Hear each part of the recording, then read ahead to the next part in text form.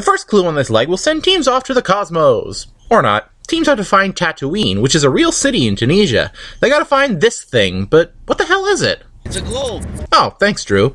The Guidos Guido off while someone leaves a banana peel on the steps. Oh, gosh, Lloyd. What happened? What happened? Oh, I just tripped. It's okay. Are you okay? Yeah. Due to some unspecified production difficulties in the last leg, Paul and Amy move from 5th to 4th. Paul must be thrilled. Where are we going, Amy?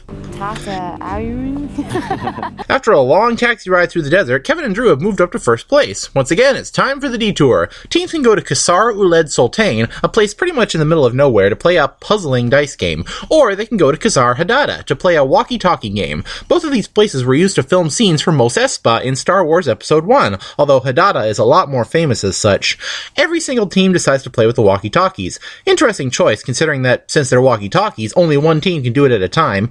Basically, teams are given one at the entrance and must follow the sound of their voice to find the other one hidden inside somewhere. Just watch out for Jar Jar. Is it obvious I haven't seen Star Wars? Amy, meanwhile, is getting sick and starting to throw up. Drew makes quick work of the task, being a former cop, and the two clamber over the top of the roofs because they think that the Guidos are watching and will try to copy them. They were up on the roof. Now, Guidos, if Kevin and Drew had jumped off of a cliff, would you... Oh wait, that's a later season. Anyway, Kevin and Drew are off into the desert. Yes, the next task is to literally drive into the middle of the Sahara Desert. This has good idea written all over it. You're gonna fall, Joe. The other teams all use varying methods to find the walkie-talkies. Jusan.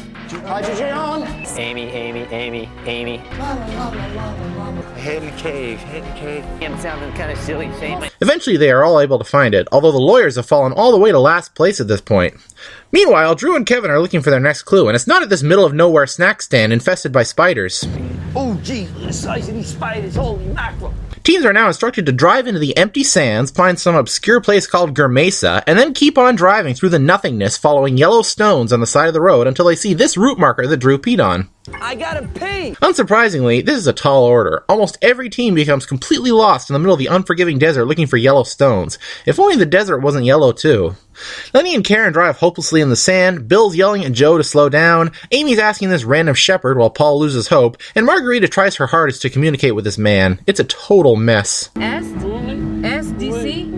The lawyers come across the same desert snack stand while Margarita can't use a compass. To make matters worse, Amy's condition is getting worse. Finally, some of the teams manage to find the tiny hidden desert camp and reach the roadblock, with Drew and Kevin out in front. One team member has to ride a camel, follow compass coordinates, and pick up a clue at the base of a large flag. Cue camel shenanigans. No. Well, he's not happy. He's not a happy camel.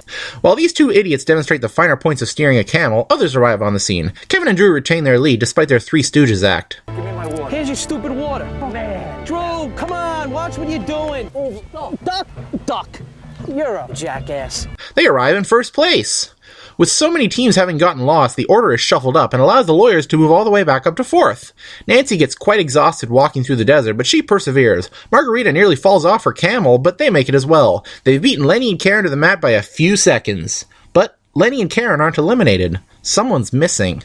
Meanwhile, in the middle of nowhere, Paul and Amy are spinning their wheels and Amy is still throwing up. Even production starts getting worried about them as the hours drift by. Amy is pretty distraught that they're about to lose, but Paul is just concerned about getting her safe. I can't listen to you be sick. I'm sorry. Hours later, by complete chance, they stumble onto the pit stop. Everyone expresses their relief that the two are safe, and Paul and Amy are eliminated from the race. Leg 5 in Tunisia comes to a close.